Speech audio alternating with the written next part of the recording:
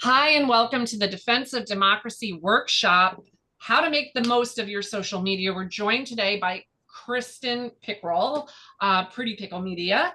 And Debbie Linden is our volunteer state director in New York. She also helps organize these groups. And Debbie, are you okay introducing Kristen, or do you want her to just introduce herself? Totally up to you. You're on mute. Yeah. No, I can do it. I have it right here. We're all good. We're all good. Hi, everybody. I'm going to introduce tonight's speaker. Her name is Kristen Pickrell. She is a plus-size model, a content creator, and media manager with a digital presence rooted in authenticity, power, and data-driven storytelling. Since 2015, she has cultivated a loyal community of over 12 million followers across 5 platforms and a strong presence on TikTok, Facebook, and Instagram. Her original content, centered around cozy lifestyle and inclusive beauty, has achieved a remarkable 47% engagement rate, establishing her as a trusted voice in digital media. She has collaborated with over 100 brands, from boutique labels to national agencies, creating campaigns that prioritize relatability and representation.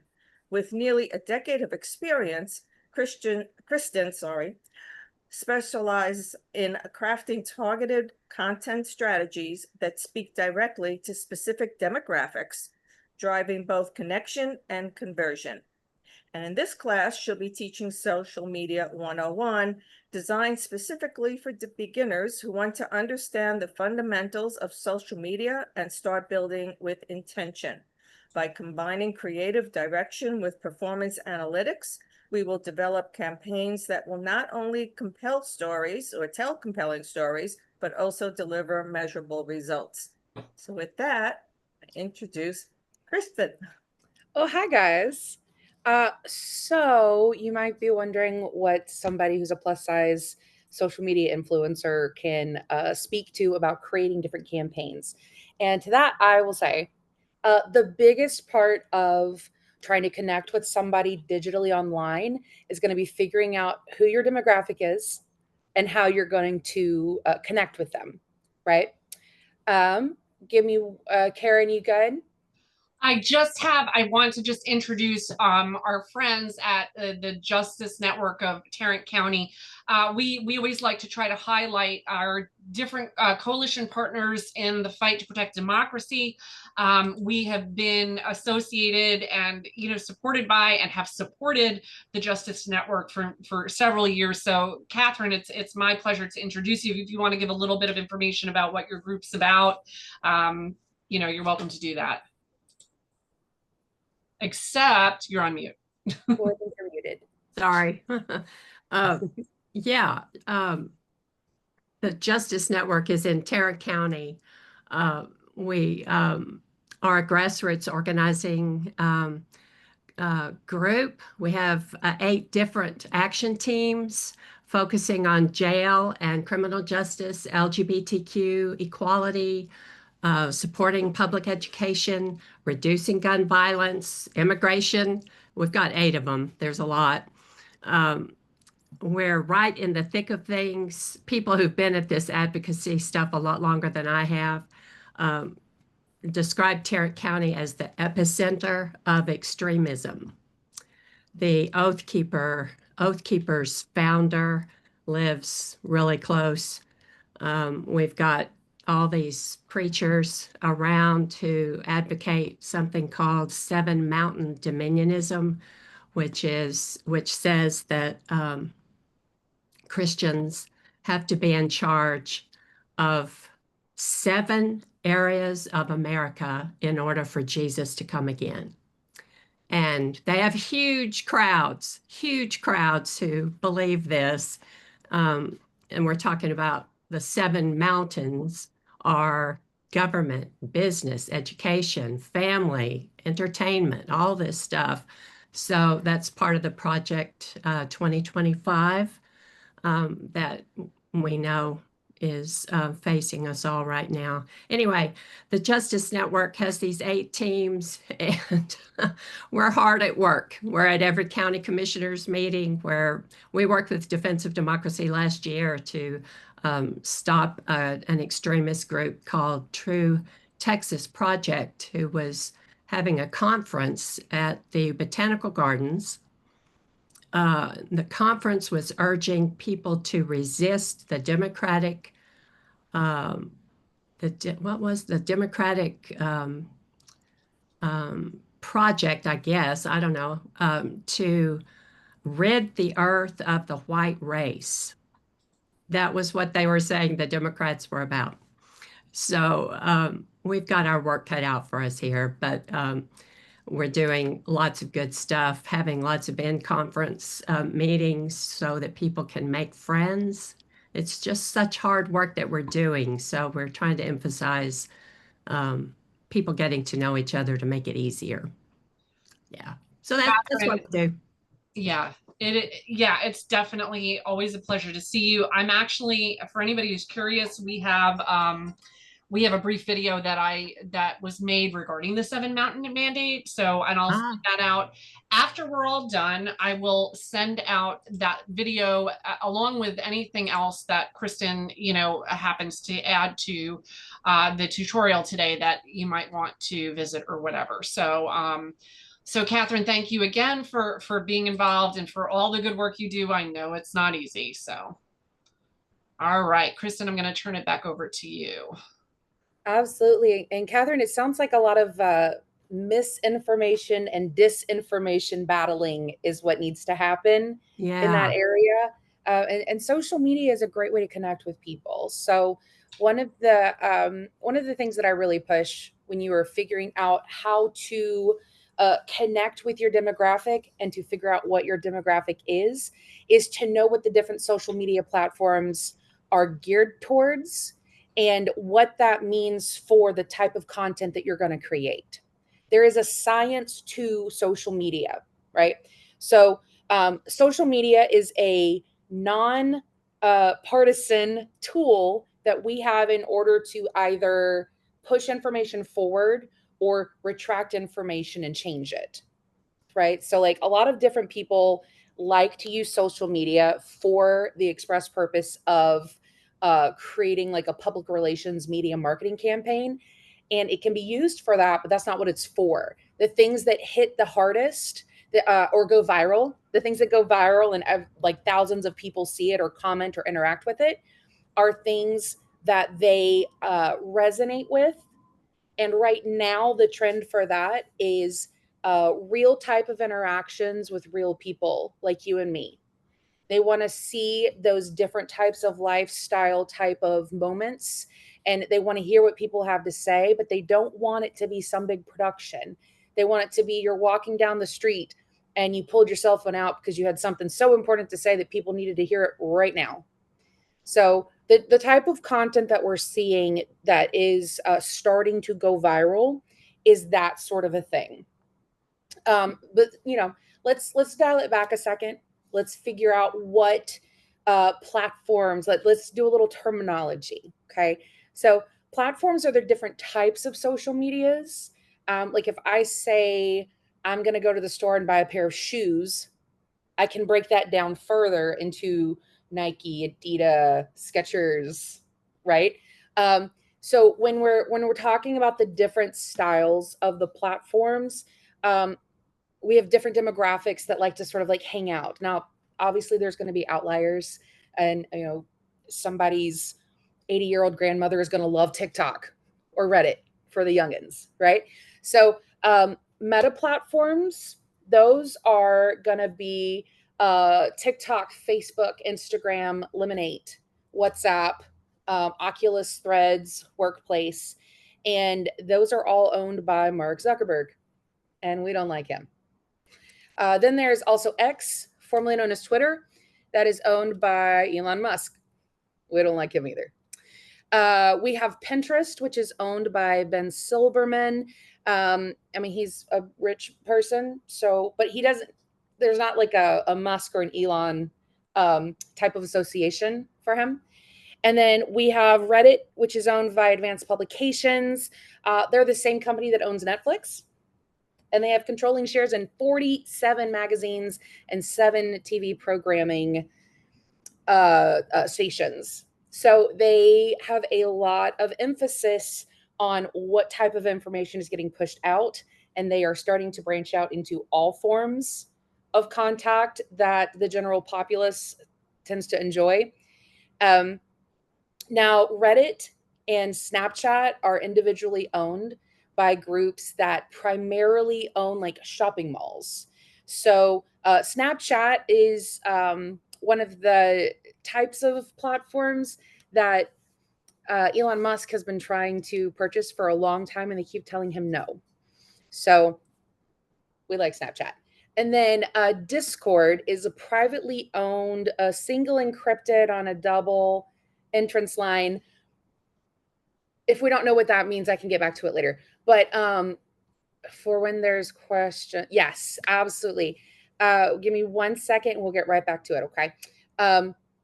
So Discord is a single encrypted on a double line, and it's registered in Delaware, I'm pretty sure. Yeah, it's a VoIP. And Elon Musk has been trying to buy it for a long time. It's made by gamers for gamers. And so there's a lot of coding that happens there.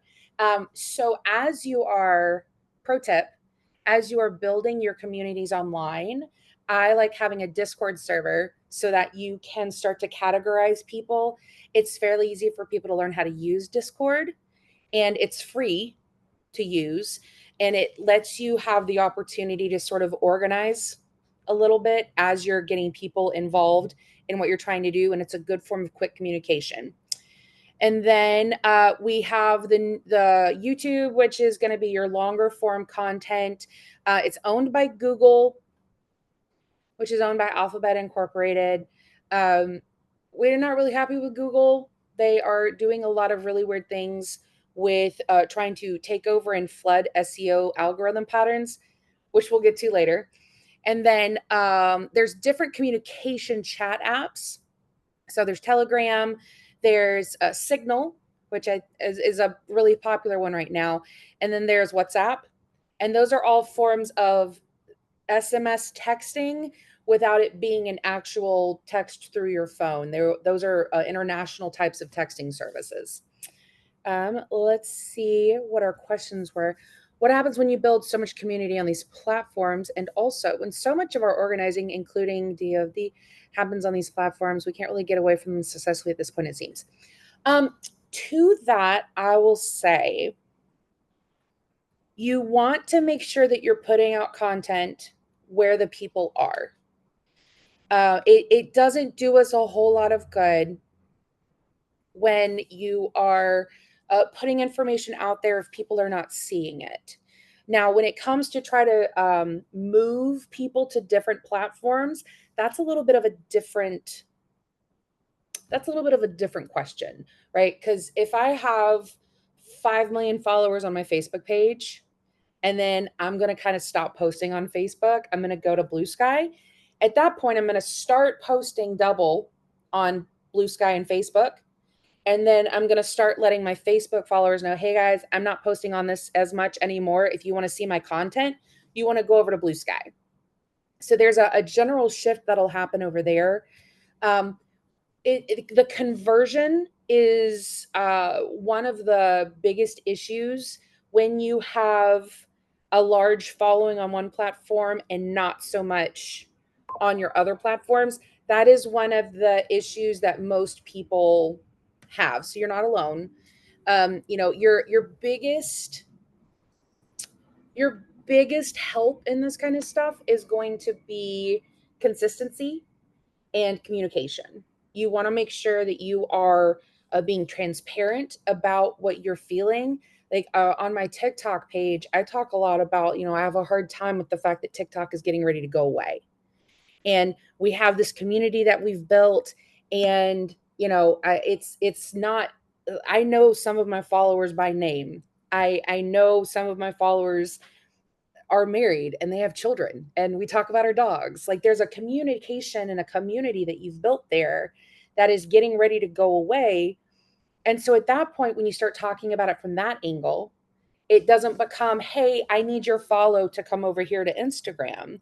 It becomes, I really wish that we had a different way of communicating. So if you want to keep having community with each other, I'm on all these other platforms. You can find me over there too. So it's people crave that community with people. People are wanting that type of, it's not necessarily that they want to feel special, but they want to feel like they matter. And so when you're making your content, especially the educational content that you guys are working on here, it's making sure that people are aware of what's happening, and it's making sure that people are, they understand that the content that they're getting from you is educational and also of value. Okay. So keep the questions coming. This is a good format. Different social medias are sort of geared towards different age groups. So for me, I'm an elder millennial. I grew up with MySpace. I was there when Facebook was only for college students and you had to be invited.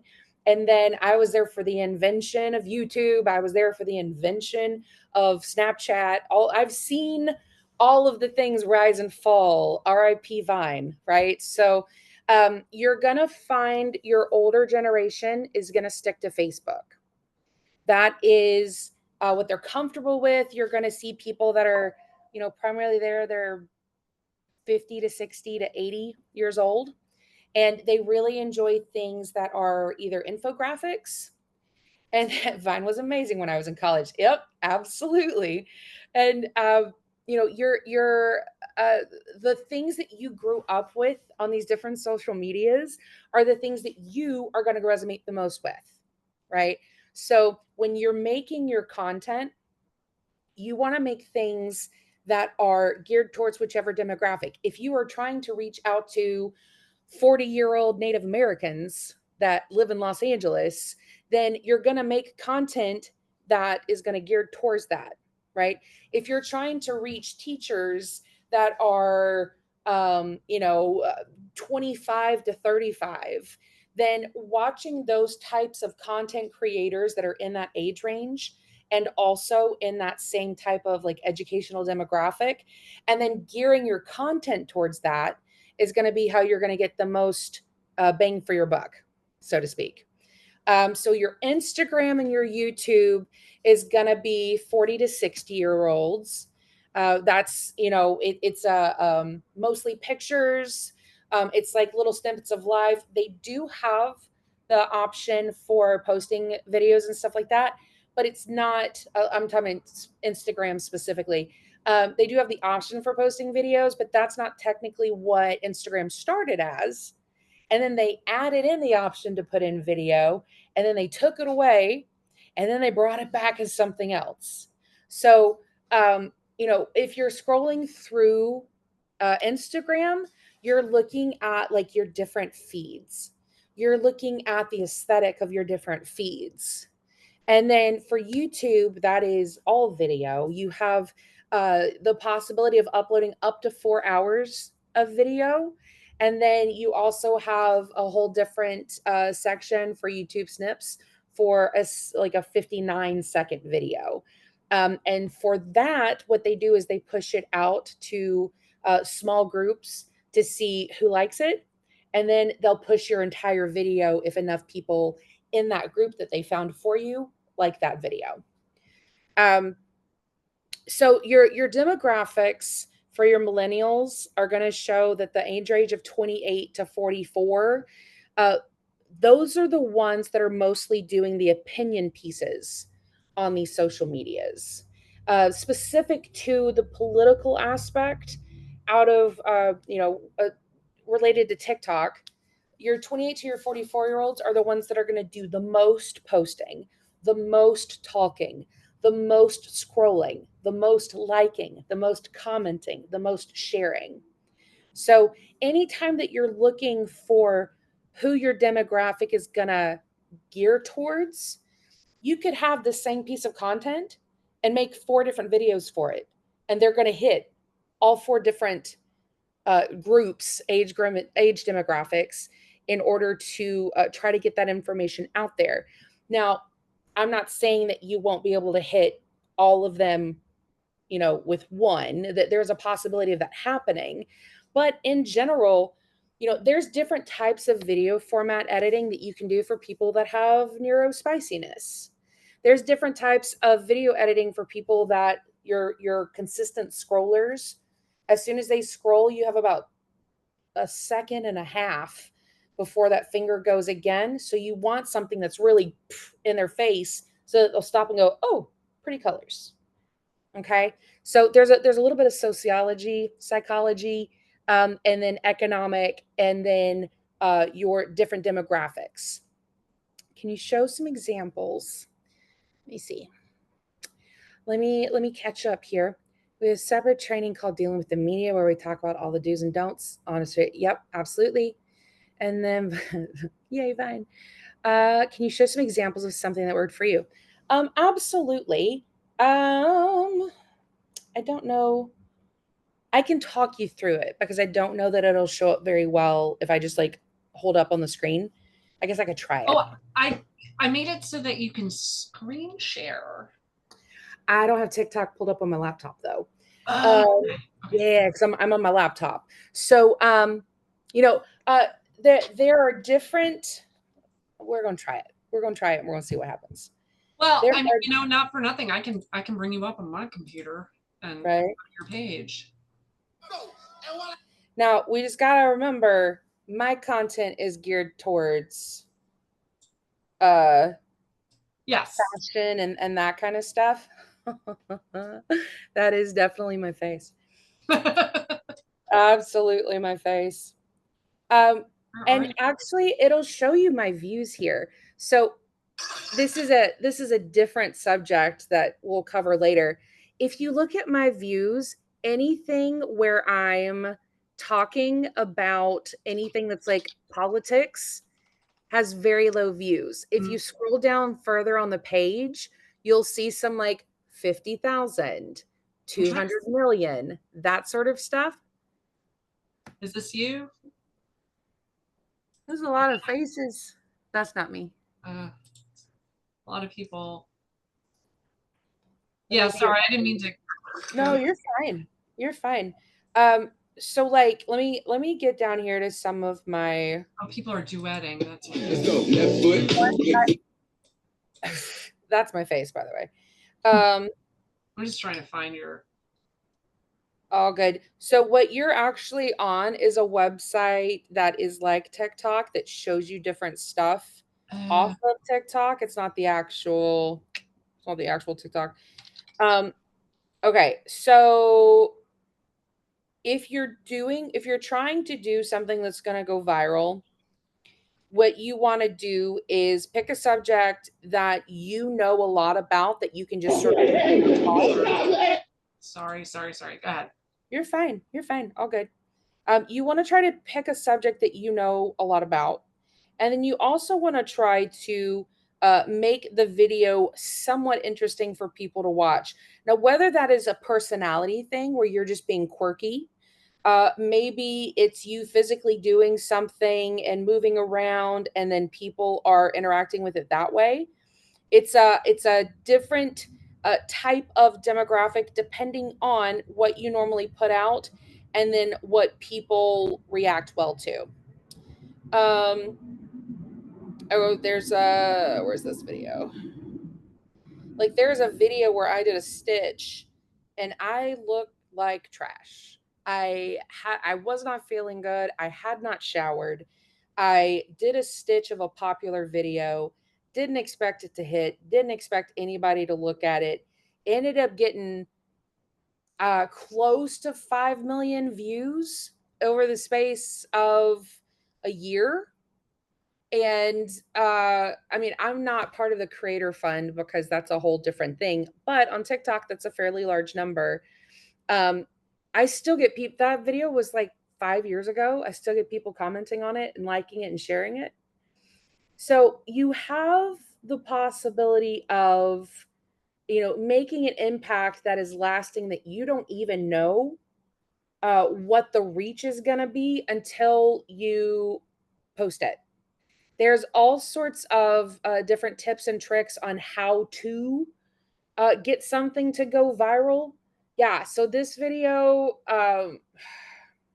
Chris, this video has, email it to me. I can, if you email me the link, then I can share it up on my screen if you want to do that. Like keep talking, but I can share it so people can see. I mean, it's honestly, it's not even a video where I'm doing anything crazy. I'm literally just stitching another video. Yeah. The guy's video had gone viral. Let me see if it still has, yeah, it's post unavailable for him. So when I stitched him, he already had like 1.2 million views on the video. And I did a 15-second stitch where I was commenting back to what he was saying. But what I said was basically, you were asked a question, you answered it very honestly and well. My personal opinion is someone who is in the demographic that you're talking about. It was about plus size women and attraction to plus size women. And I was like, honestly, I didn't find anything wrong with what you said. It's, my personal opinion is this. And I think you handled that really well. And I'm really sorry that people are being terrible to you in the comment section. And it has 500,000 likes. It has 3.7 million views and 592 comments on my stitch of his video. So you have the opportunity to use somebody else's video to sort of pull some of that attention to what it is that you're talking about. So as you're finding out what kind of content you want to do and what your demographics are, and you are finding people, following people that are sort of talking about the same things that you are and getting into that algorithm loop, which we'll talk about in a second, at that point, you're able to sort of piggyback off of each other's success, failure, right? And so different formats of posting are going to depend on what kind of SEO and what kind of algorithm loop you're trying to get into. So SEO and algorithm loops, those are very dependent on what kind of hashtags you're using and how many times you use the same word over and over and over again in your description and your bio.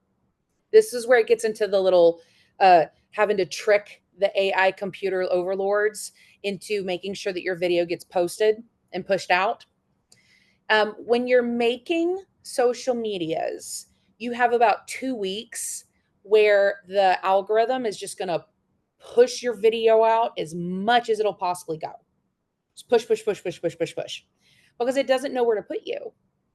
And the entire way that social media creates its buzz and has as much success as it does, because we don't really pay for social media in the generalized public, right? So the best way that it's going to make any money off of anything that we're doing is to make sure that people see it so that more people stay on their app for longer. And then at that point, they can say, hey, look, we have a retention rate and a view rate of 37 seconds. So when we're doing our educational type of videos, what we want to do is make sure that we are searching for different hashtags that have to do with what we're talking about. And then we want to make sure that we are using the AI robot algorithm share to our best advantage. So your best bet is going to be having your own set of hashtags. Make sure that you're hashtagging whatever the normal hashtags for defense of democracy are. And then you're going to come up with like, what is the video about, right? So like if you're doing a video where you're at a school board meeting and you're talking about advocacy and you're talking about education and you're talking about that, there we go. Karen has the hashtags in the chat there. You want to make sure that you are hashtagging school board meeting, school, board meeting, defense of democracy, global defense of democracy, whatever the set of hashtags are, right? And then if it's an individual chapter, you want to hashtag Los Angeles County School Board, District 2 School Board, District 2. Like there's all sorts of different hashtags that you can use. There is such a thing as too many hashtags. I find that the sweet spot where I don't confuse the algorithm into just not acting at all is normally about 15 to 25. And then, when you're doing your little bio thing, you have to consider what platform you're on. Because if you do a little written out bio talking about what you're doing, and then you do that on TikTok and you have a bunch of stuff on the screen, when that video posting goes up and people click on it to read it, they're not going to be able to see anything, right? So if you're doing it on TikTok, I normally find that like 2 or 3 little sentences in the bio is normally pretty good. And I would say something like advocacy for today, public school board meeting, listen in as we talk about the effects of, cutting educational costs in lieu of public programming, right? So you've said a whole bunch of words there that all sort of have to do with what you're talking about, and then you're going to add your hashtags in.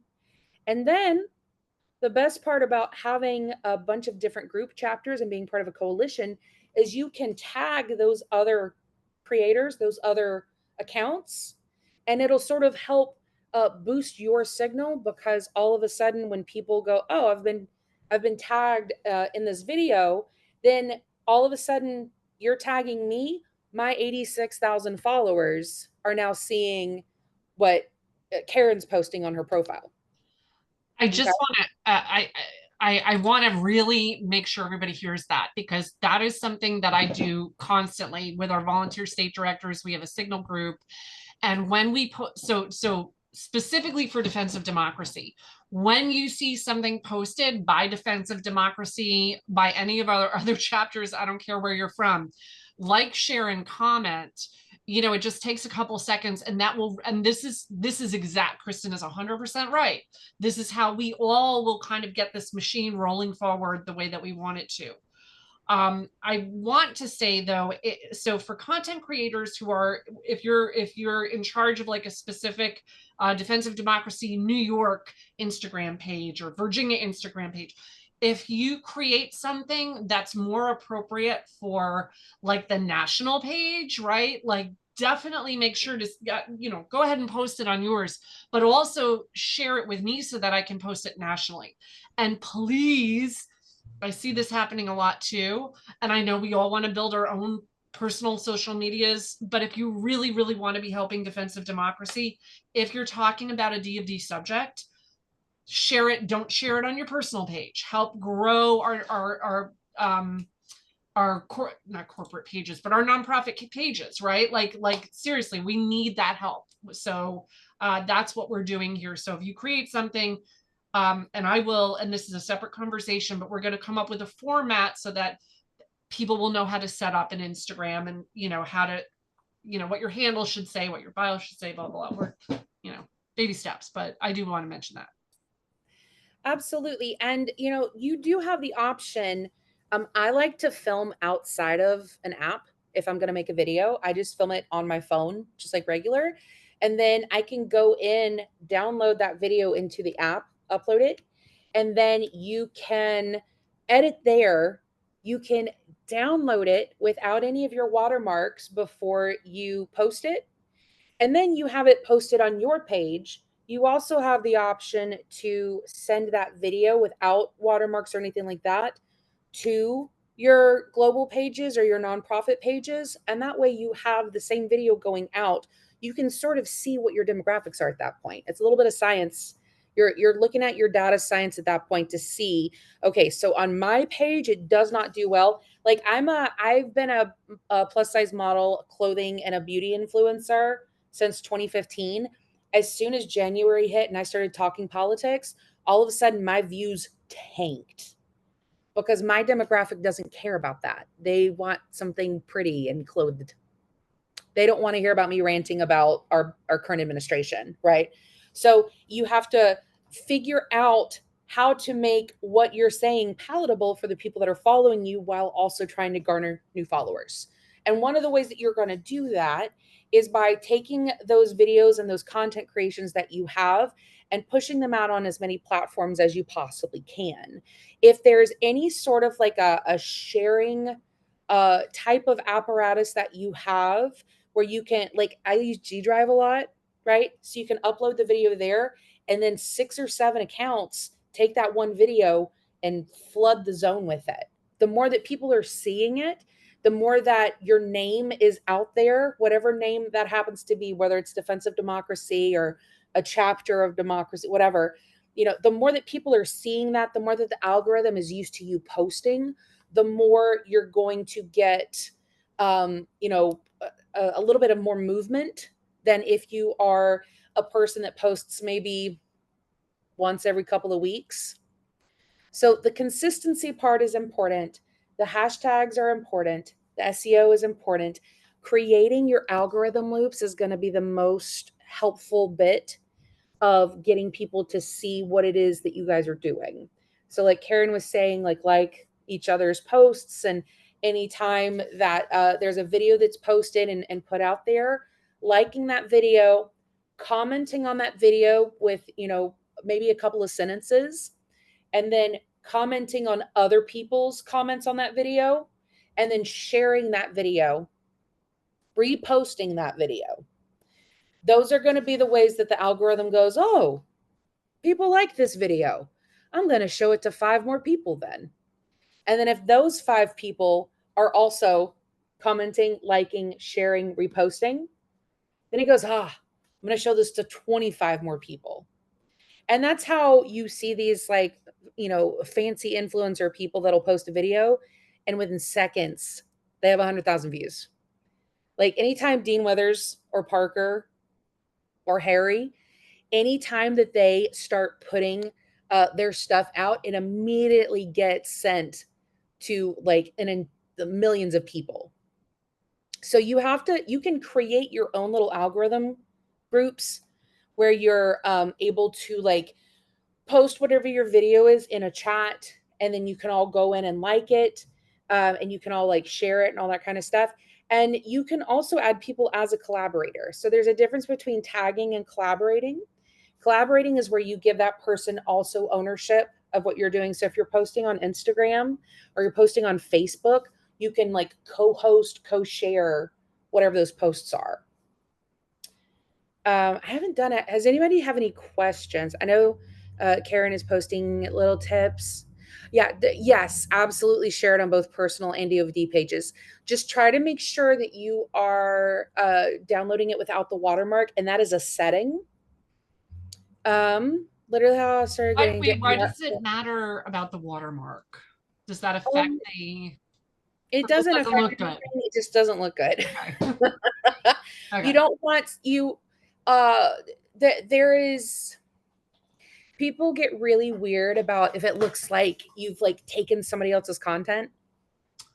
So okay, yeah. Yeah, and sometimes I will say, and a few times where I've been scrolling and I try to go and like the video, and then I go, oh, this is a repost of a video, and then I'm trying to figure out where to tap on the screen to heart it because the buttons don't align on where the repost is, but I can't see where the normal post is. So then I'm just like, I guess I'm not going to like this video, and I scroll past it. Yeah, Yeah. Kristen, have you done TikTok live events? I do lots of. I did a TikTok live about 2 hours ago. What is there a specific question you just want to walk through in general? I don't want to derail the group, but we have done a few TikTok lives, and honestly, I love doing them. Mm-hmm. Just technically, I pull my hair out. So, okay. and they're very good. I love the conversations, and I feel like we really have this very kind of support network around people who were helping that have responded to it. So I want to do it again. So maybe I'll follow up with you and see if you can help me learn how to do a TikTok live without, kicking my computer to the ground, you know? Yeah. Absolutely, absolutely. And the biggest thing to remember on TikTok Live is to always make sure you have a couple of moderators, and those moderators have permissions to get rid of trolls if they happen to show up. I have an 18-year-old that I'm mentoring in how to do social media, and he is a very talkative young man, but when it comes to being talkative and also moderating, he can't do both. And so I typically tend to either myself or someone else from a group that I was in will go moderate for him, and trying to teach him how to use the tools available is a little interesting. There are several changes that are happening with TikTok Studio also. So depending on whether you're going on your phone or whether you're doing it on your laptop, you're going to get a little bit of a different experience. They're trying to make it a little easier for people to use because they want people to go live. Now, also something that we need to very much be aware of is that TikTok has been purchased. And word on the street is that TikTok is going to slowly start to restrict more and more and more before it goes away. And that eventually what's going to happen is they are going to have their own version of American TikTok. And it's not going to have any, there's not going to be any global talk or world talk on it. It's only going to be for the United States of America. And then at that point, they'll shut TikTok down. So the conversion of building the community on TikTok and then pushing it to other platforms is going to be really important coming up here kind of soon. So now that being said, use this to your advantage. I have 11 TikTok accounts. I'm not active on all of them, but one of my TikTok accounts that I'm not active on, I used that 2 weeks to take my most viral videos off of my main account. I put it on that other TikTok account and made that a creator account. And then I used that 2 weeks to just hit all the same algorithm loops that I've been using, and ended up with close to 1 million followers. And that's one of my main sources of income. So you have the option to make a whole bunch of different accounts to play around and see what you can do within that 2 weeks to try to really build stuff up, and then see what kind of content people are responding to based on the type of information that you're giving them. TikTok accounts are free. Instagram accounts are free. If you have the mental capacity to put up with all those different social medias, then absolutely play around with it. See what works for you. You may decide that you really, truly love long form content. You want to make hour-long videos on YouTube, right? And then you take those hour-long videos on YouTube, you chop them up. There's different like apps and things like that you can use, different computer programs where it'll chop it up for you. And then that's what you use to post on TikTok. That's what you use to post on Instagram, right? So you've done the 1 hour of content on YouTube, and then you use apps to cut it up, and then you post on the different social medias. That's a lot of what Dean and Parker do. They'll take their hour-long or the multi-hour-long lives off of TikTok. They'll post the full video to YouTube. Then they'll take one of those cut-up apps, and then they will clip it, and then that's what they'll post on their pages for TikTok. Let me check here. Have you H43? I'm not sure what that means. I'm so sorry, Katie. FYI, there's another organization here that I would like to recognize. Whenever you can let me do it. If you want to do it after you're done, no, go ahead. You're good. How about it? All right, great. Thank you. I appreciate that. And Dr. Bennett, who I introduced at the beginning, who's also one of our board members, is, I believe you said you were the founder of this organization. It's called the People's Institute for the Common Good. And, Dr. Bennett is just one of many, many people who are connected to Defense of Democracy, who are doing this awesome pro-democracy work. So, yeah, can you hop in and just share a little bit about what your organization does? Sure. Yeah. So good evening, everybody. Hope all is well. My name is Lance Bennett. I am the president and founder of the People's Institute for the Common Good. I founded this organization back in 2024. This organization does a lot of work in our communities around civic education, civic uh, just conversations about important matters, and creating dialogue within our communities. And so we run a few different programs as part of our organization. We run a book club that's open to the community, and community is broad. We have people who are not in the Dallas area who log on to our calls for our book clubs. So we have people in Houston, DC, and a couple other different places who participate. We also do our lunch and learns every month, in which we invite a speaker who comes and talks about their research or their work. And so those are the two main programs we have going on right now. In the fall, we'll be launching our Voices for Good series. This is a distinguished speaker series in which we'll bring authors, thought leaders, experts to Dallas to have a conversation about important societal matters with the local community. So that's what we do, and our focus is just on, like I said, just creating a space, a learning space, an opportunity for folks to come together to discuss pressing issues in our society. Dr. Bennett, thank you so much. It's a pleasure to introduce you to the group once again. Okay, great. Thank you.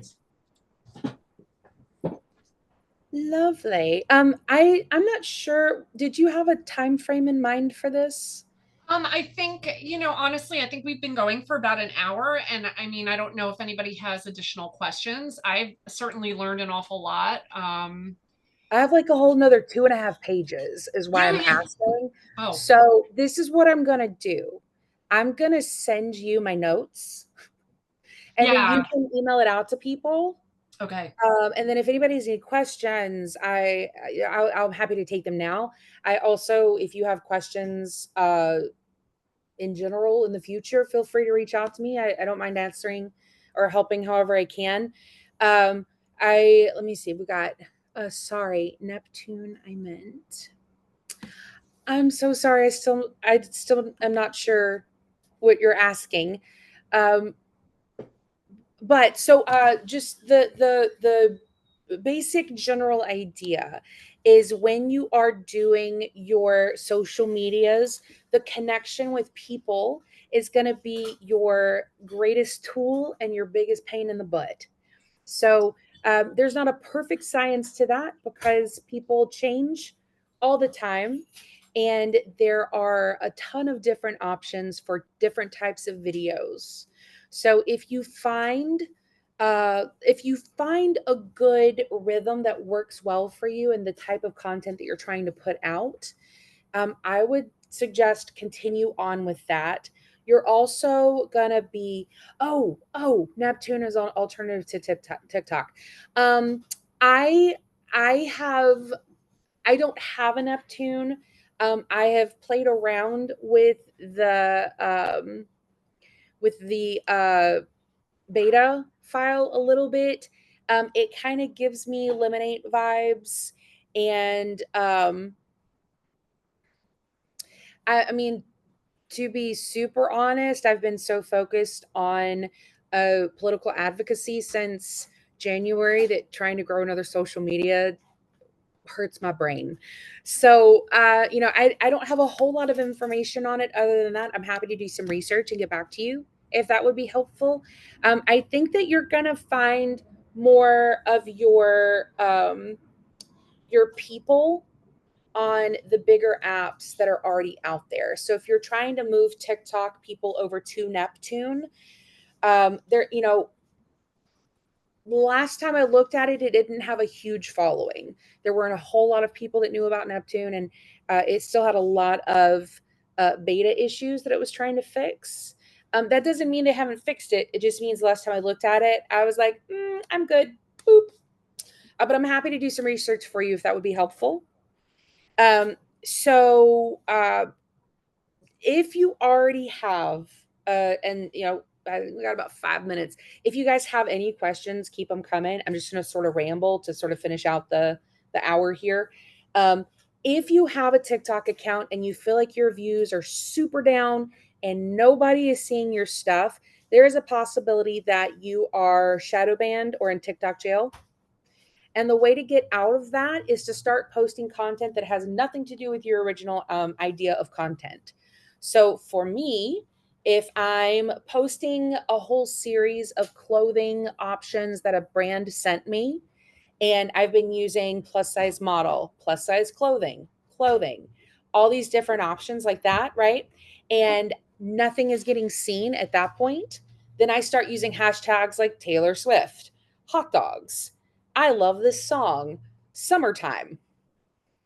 And then your views will start changing because using a combination of hashtag and SEO is sort of how the, you're good. Using a combination of hashtags and SEO is sort of how the computer figures out where to send your content, but it also sort of it gives you the option to direct the computer where to push your stuff. So you can have a very varied type of absolutely. Facebook, know what to do. Absolutely. I hope all of this helps, Catherine. So trying to figure out where to push your content, you're going to be able to help the computer figure that out a little bit. I have a whole bunch of suggestions on who to follow. And so in this document that I'm going to send to Karen, it'll give you options on who to follow and sort of what their little spiel is about. Now, this is specifically towards political activism. So if that's not sort of the bag that you want to fall into, that's fine. You just have to start finding the people that you want to follow and making sure that the algorithm gods, as it were, know where to put your views on your For You page. I also have a section on here that says, help, this is all too much, but I want to help. And that's where we get into, if it is too much for you to post, if it is too much for you to make the accounts where you're able to post, but you do have the accounts, that's where it's helpful for you to like, reshare, comment, and repost. That lets the algorithm know that the content that's being put out is loved and appreciated and wanted, so that it will try to get more by making sure that the numbers that come back to the creator are like, they go, oh, I've got 2,000 views on this video, I'm going to make another one, right? So you can help even if you can't create a video and post it yourself. But with that, if nobody has any like massive questions for me, I think we're good to call it. I will absolutely send this over to Karen and she can email this out to all of you. It'll have my contact info on it. And you guys are good to go. If you have anything that you want to email me for, I'm happy to. I know it's a lot, but this I love, this is where it comes in handy to have an educational background. So I have like a little index of what the different sections are, and it's all numbered and nice and neat, so it'll be easy for you to follow that way. Kristen, I want to, before we close out, I want to tell you how grateful I am. You know what? This organization is run by people like yourself who have, such a unique experience, and like, you could not have been more ready to share. And just hearing you tell this whole group of people, you want me, you email me. I mean, you are the kind of volunteer, and I think everybody in the audience right now is the same. Like, these are my people who are fighting for democracy. You are 1,000%. People don't realize the different gifts they have that they can offer to this fight. So I'm just very moved at your generosity, your time, your experience, and your genuine love for what you're helping with here. So thank you. Thanks. All right. Yeah, I think that you hit it right on the head. Like, we have so many different things that we can offer each other as people that are all in this fight together. So it's regardless of your age, regardless of your location, social media is the great equalizer. And we have the option to reach people that we didn't have the option to reach before. So, with that, I will say good night and thanks, guys.